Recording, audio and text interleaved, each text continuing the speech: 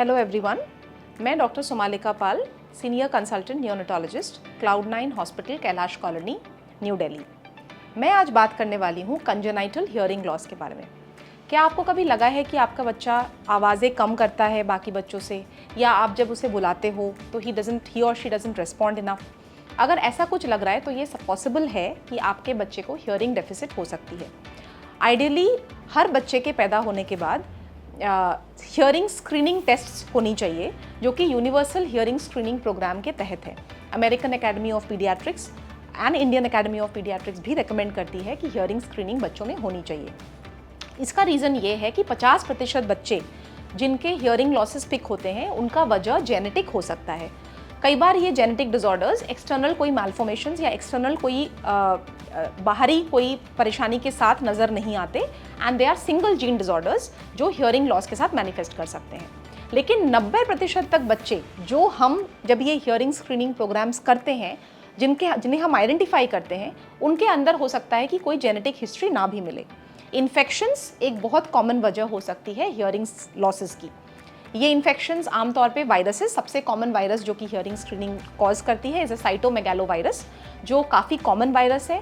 और अगर ये अनआइडेंटिफाइड रहा या अनट्रीटेड रहा तो अर्ली ऑनसेट इंट्रायूट्राइन, अगर बच्चे को माँ के वूम के अंदर ही ये वायरस इन्फेक्शन अफेक्ट करी है तो कंजेनाइटल हियरिंग लॉसेस भी हो सकती हैं, एंड आगे चल के लेट ऑनसेट हियरिंग लॉसेस भी इस वायरस के साथ हो सकता है।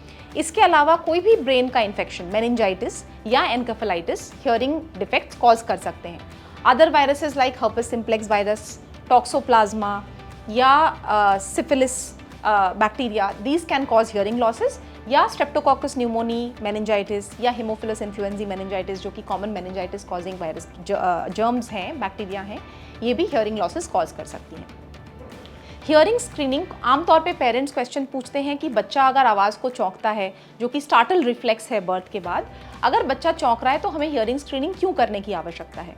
ये बहुत ज़रूरी इसीलिए है क्योंकि आप यूनिलैटरल या बायलैटरल हियरिंग लॉसेस का पता नहीं कर सकते अनलेस आपने स्क्रीनिंग इवैल्यूएशन करी हो।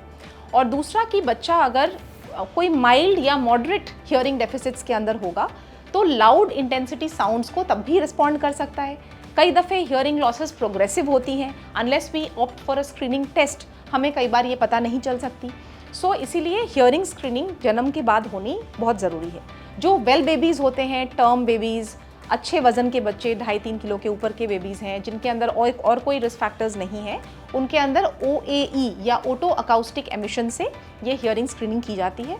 और जो बच्चे प्रीटर्म रहे हैं या जिनके अंदर कोई रिस्क फैक्टर्स रही हो, या वो NICU में एडमिटेड थे, जिनकी जॉन्डिस लेवल्स बहुत हाई रहे हैं, या कोई ब्रेन का इन्फेक्शन रहा हो, या कोई ऐसी दवा या एंटीबायोटिक देनी पड़ी हो जिससे हियरिंग अफेक्ट हो सकती है, उन बच्चों में हम कॉमनली AABR या ऑटोमेटेड बेरा ऑडियोमेट्री करते हैं।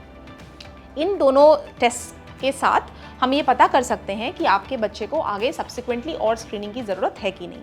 बेनिफिट ये है कि अगर हमने हियरिंग लॉसेस या हियरिंग डेफिसिट्स फर्स्ट मंथ के अंदर आइडेंटिफाई कर ली और डायग्नोसिस को हमने सेकेंड मंथ के अंदर कंफर्म कर लिया, विच में रिक्वायर, जिनका OAE हुआ है, दोज बेबीज़ में रिक्वायर AABR, या कुछ बच्चों में जिनमें आगे हमें डायग्नोस्टिक डिटेल्ड बेरा भी करना पड़ सकता है। सो जब हम ये हियरिंग डेफिसिट्स कंफर्म कर लेते हैं तो हम जल्दी इनमें अर्ली इंटरवेंशन प्रोग्राम शुरू कर सकते हैं। अर्ली इंटरवेंशन प्रोग्राम्स आपके हियरिंग डेफिसिट की वजह के ऊपर डिपेंड करेगा। हियरिंग लॉसेस हो सकती है सेंसरी न्यूरल, यानी कि जो नसें ब्रेन तक जाती हैं साउंड को लेके, उन नर्व्स को यानी कि ऑडिटरी नर्व को अफेक्ट कर सकती है, या उनके न्यूक्लियस को।